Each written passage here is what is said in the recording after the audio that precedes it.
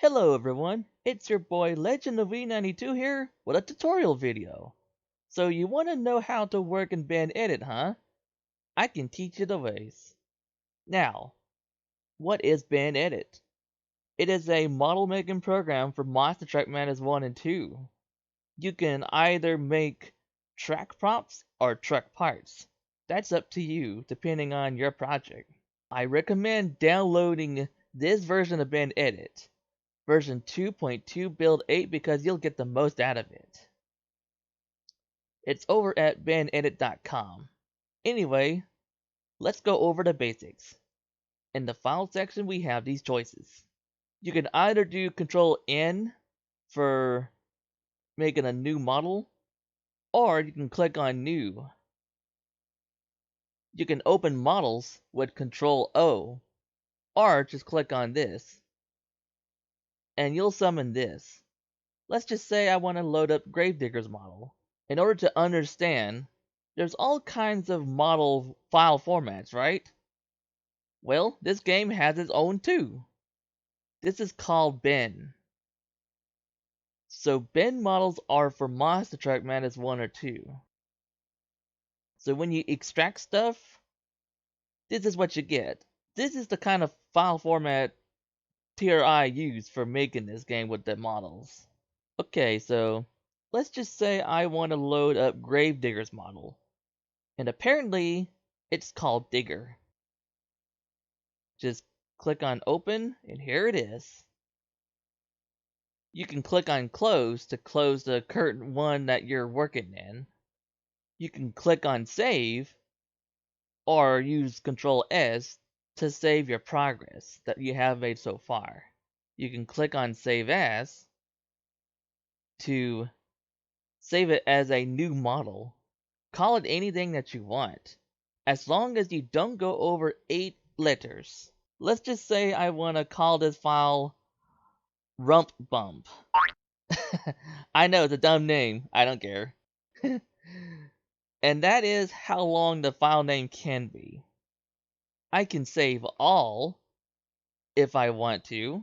I can click on Save All if I want to. Save all of my works. I can click on Save All if I want to save all my works. And here's something interesting. There's a choice called Import. You can import a truck, a wavefront, or 3ds file. Now, wavefront is just another word for OBJ, and 3ds is just another word for Autodesk 3D Studio. Here's something cool that you can do with this option. Click on File, go to Import, click on Truck. If you have extracted pod files already, you're going to notice this file format called TRK. It stands for truck, obviously.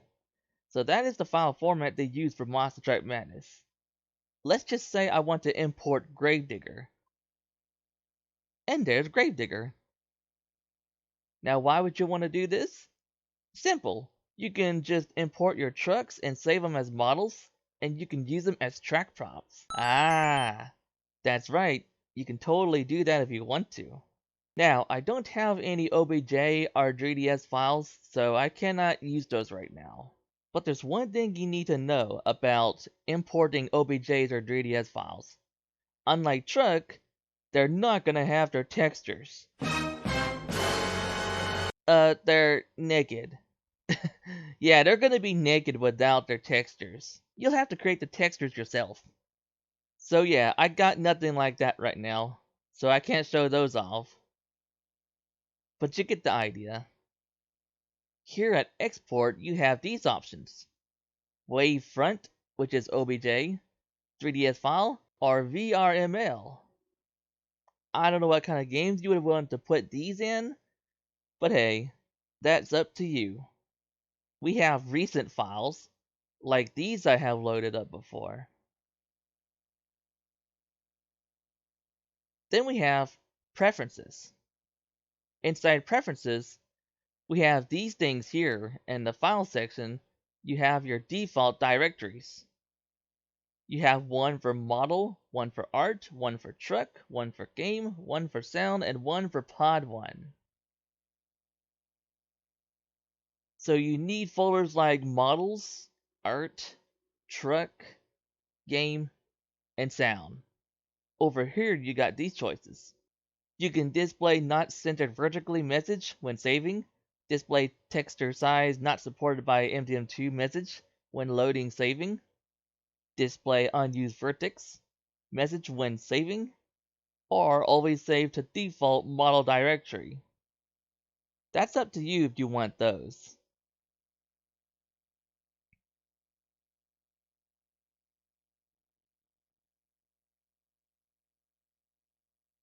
In the model section, you can change the default attributes when you're making faces, polygons. The default face type is currently on shiny texture, so I'm going to keep it like that. There's different face types, so let me go over those. We have ignore texture coordinates, hellbender, normal texture for MTM1, shiny texture for MTM2, transparent color number 0 for either game, or unknown face type. View default settings, you have your background color, you can change its color. That right there is the color right now currently. I could change it to green if I want to. So let's make it green. Apply. Load up a model. And now it's different. You can change the default angle. I guess that's up to you on how you prefer it to be. I like it this way, so I'm keeping it that way. There is rendering, where you can do like vertex only, wireframe, flat shading, or texture mapping. Over there would be like follow current face, enable lighting, use default lighting, show light sources. And then we can show 3D axis, that's the red and blue lines you're looking at. 3D only view, 3D quality, show 3D vertex, and show transparency. I leave all that alone, so I like it as is. In the Windows section, you can have 25 max for recent file history. And you can clear it. In fact, I'll clear it. You can open models in active window, save application window state, save child window state, reverse X rotation direction. And then finally, you have model data. Go over there and you have your local data records. You can delete unused, add .info files. You can go to the left or the right. You can load data file. You can save data in save data as and create .info files. And lastly, you can click on exit to exit BinEdit. That's when you're done. Next up is the edit section. You can click undo or redo, depending on how much oops you've made. Next one is view. We can zoom to fit. We can zoom in or zoom out.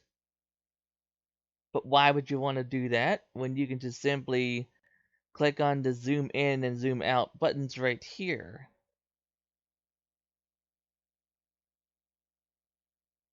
And you can also press fit to 3D view, so it will already fit to that. So these three are kind of redundant. Change background color. Again, you can change the background color. You can select vertex only, wireframe, solid, untextured, or textured. But again, why do that over there when you have these right here? Here's vertex, wireframe, solid, and textured. Also redundant. You can follow current face if you want to. And how to do that is you press the space button. And now you have selected a polygon, a face. That is face 0. That would be this right here. If I press it again, it takes me to another one. That's the first one. That's the second one. That's the third one. If I want to go backwards, I hold the shift button and do the space, so I can go backwards. See? You can show only 3D view. That's this. If you click on it to turn it off, you get this. Pretty neat, huh? Well, it's kind of redundant because there's a button for it right here. That would be this. The one that is the blue square box icon. You can show axis or not.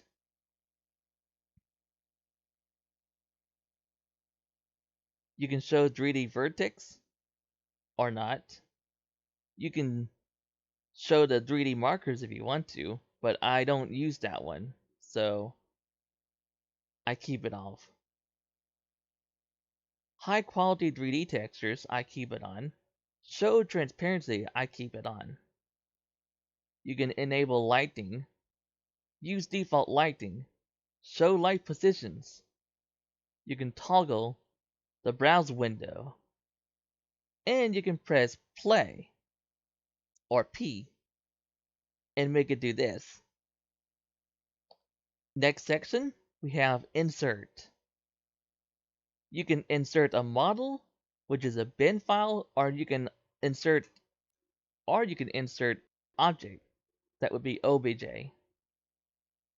That's grayed out, so I can't do anything with that. Let's just load up a model and insert something onto the gravedigger. Let's just say I want to insert this flag model. And now it has a flag. In fact, I will show you a neat trick that I learned in just a moment. Let's keep going over the basics. Next section, model. You can rotate the model. You can choose either one of these in units. I prefer degrees. You can change the angle to any number you like, X, Y, or Z. And your target could be all the vertex. That means the entire model. Or if it's just selected vertex, only a group of them that you really want to rotate. Or selected faces, same thing. And look at that, I'm rotating it.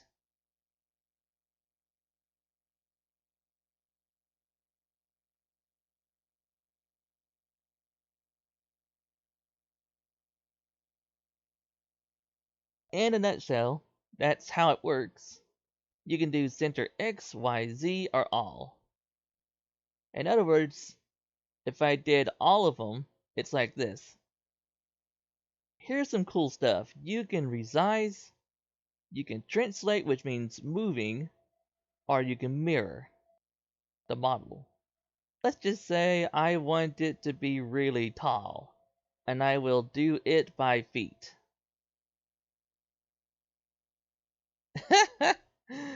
That looks funny. Let's say I want to move it 1,000 in editor units upwards. And let's just say I want to mirror this. You can do X, Y, N, or Z. You can do any of the targets. You can flip the faces or mirror copy. Even both if you want to.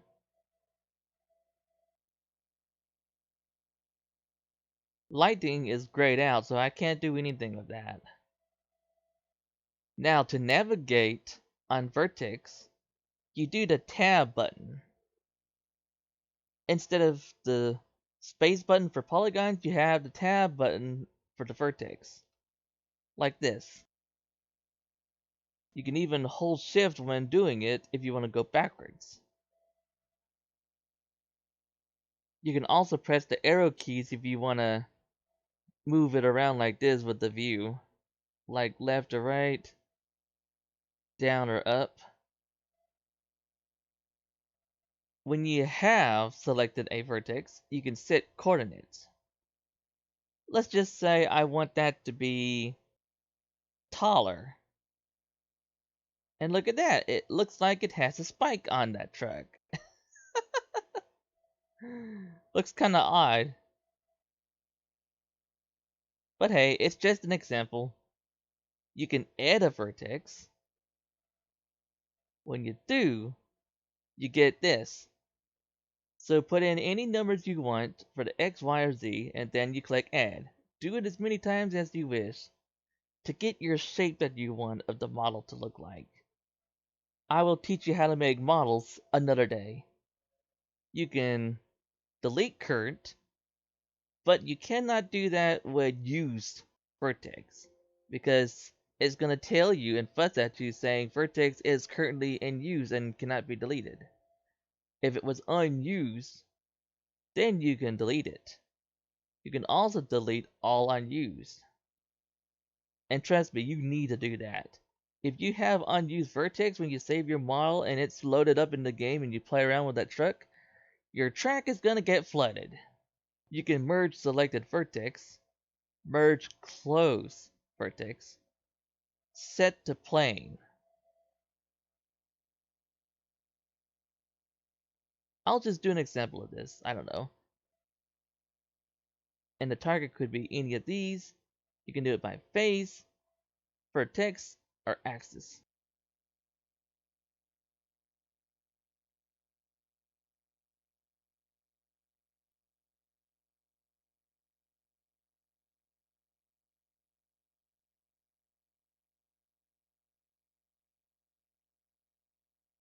You can select all, and look at that. Now you can see the shape of the model. Even when I do this, you can see it. You can see all of it perfectly clear. And you can deselect all. You can invert selection and just do that. You can do tagged face vertex. You can jump to vertex or you can jump to face. They both do the same thing.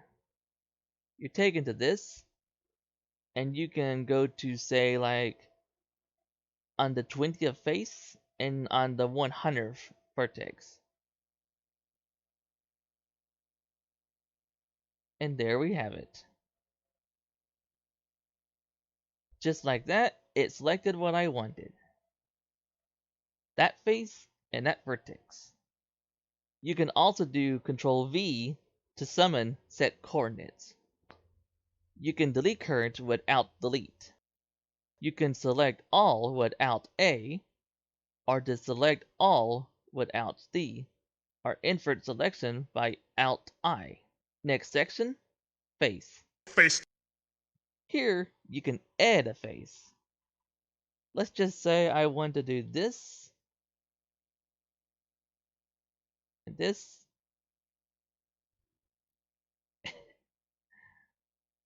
and that, I don't know. You can use any face type when creating it. And look, I made a new one. See? That's a new face. You can delete current face by clicking on that right there or Control Delete. And it gets rid of a face. Pretty cool if you want to do something interesting like make a damaged version of a truck by simply deleting stuff. Let's just say I want to delete this portion of the truck.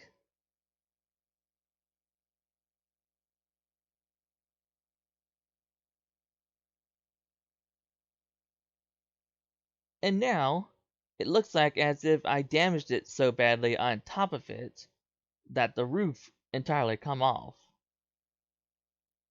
Cool, huh? You can edit current, and this comes up. You can change the face type, and you can change the texture. You can change the number of vertex. You can flip a face like this, and now it's inside the truck. See, it's inside. You can flip texture Y or X. It simply does this. Yep, doesn't get any simpler than that.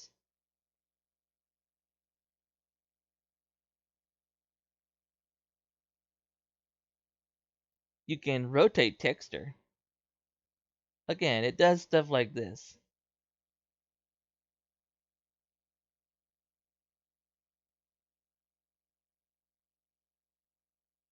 You can select all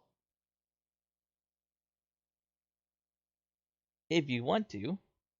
You can deselect all, invert selection.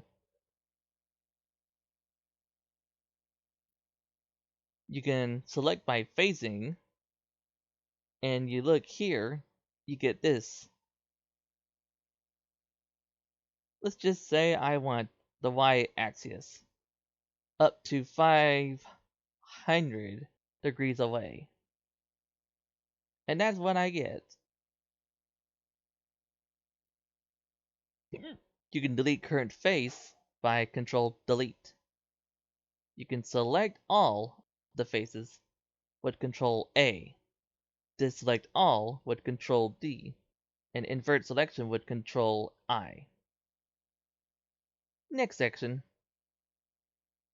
textures. You can load new textures. You can replace the textures. Let's just say I want to replace all of it with this texture. And now it looks like this. That's the green shot texture in case you haven't noticed. It was from one of my old trucks I made. Lucky green. You can normalize. You can also do Control T to summon this. Now this is good for when you want to make custom textures. You can just go to any one of these and click on normalize, or you can just copy to clipboard. That's what I usually do. I don't normalize the textures here. And the chroma key has died. Great. Oh well. Anyway, you can save a response file, which is a .lst file extension. Next, groups. Now you can do interesting things here with groups, and I'll show you those right now. Let's just say I want to use this bottle right here. I just select all of it, and I go to face groups, since I selected it all by face type. Let's create one called flag model, save current, and now you can load it up anytime you want. And it'll load up only that group of faces. Same thing with the vertex. So you can do exactly the same thing with vertex groups. Because if you do that, and then save the model with your face group information put in there, or vertex group, you can then load the model and do face groups, select the one that you've made and load only that. And now you can do anything you want to it. You can resize it, translate it, or mirror it. Whatever you want to do.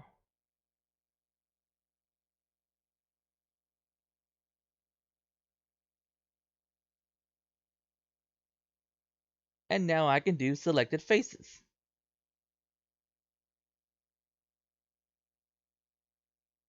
Key proportions by feet. And now it's bigger. Let's move it up a bit. Selected faces. Let's do it by 500 on the Y in editor units. That's good. We can mirror it. Whatever you want to do with this here. Let's do flip faces. And that's good. It's great for when you want to place a model and you want to just move it around, you know, or make it bigger. That you can do with the face groups or vertex group. Here's something cool to know. You can press the F button to select a polygon, a face. Or to select a vertex, you can press the V button. And look, I selected it. That little dot right there is selected. Press V again to undo that. F again to undo that one.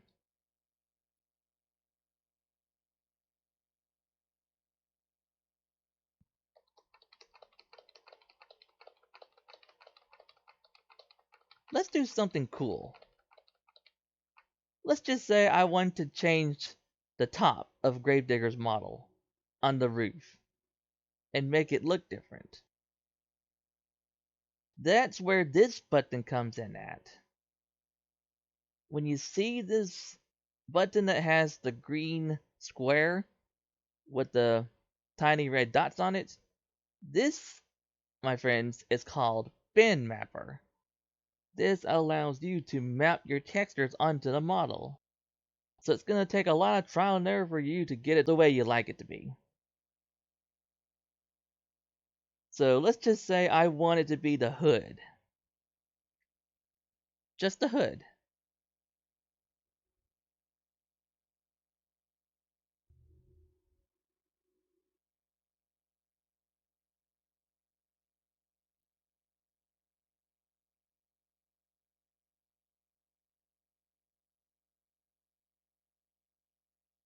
And then I press OK. And look at that. It looks different now. It's got green fire on the roof. Yeah. Also, to do bin mapper, you can do T to summon it or click on this. Map face group to texture. So either way you can summon this in 3 ways. That button, T,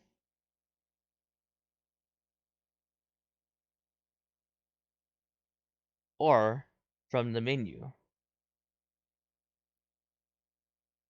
You can set group face type. Now this is handy for when you're doing MTM1 or MTM2 trucks, vice versa, as you swap them out. I mean, how else was this even possible? All you have to do is simply select all the faces, select set group face type, and let's just say I want that model to be an MTM1. It'll only work if it's a MTM1 texture type, not MTM2. So let's put it on this one, and boom! Now it is compatible with the game. It's now gonna work in Monster Truck -1. Very cool stuff. You can flip all faces in group. If you want to. I don't understand this, so I never use it, so neither should you use that one. Here we have our built-in tools like Pod Extractor, Pod Creator, Truck Editor, that's for another video, and Bin Animator, also for another video. Just pick a destination directory you want, browse, and select the pod file, and it loads up everything about the pod. Then Control A to select everything as you want, and click on Extract. And that's it. That's how you extract the pods. Now to create a pod, it's easy. You just put in whatever you like together. Like say, maybe some pods in here. Like say, my Tivolo trucks. And maybe this Doom Patrol together. And it puts everything in there as you edit them. You can create the LST if you want to. Then you click on pod. And then you save it. Next up is window. You can do new window, close, close all, cascade, tile horizontally or vertically. And whatever models you have loaded up. That's it for that one. Last but not least, help. You can click on the keyboard map and it'll show you how to use the keyboard to navigate.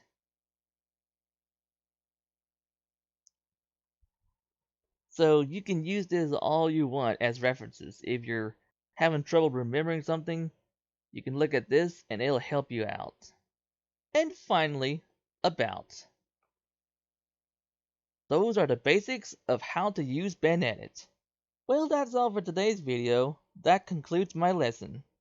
I'll see y'all next time. Until then, enjoy life and keep gaming.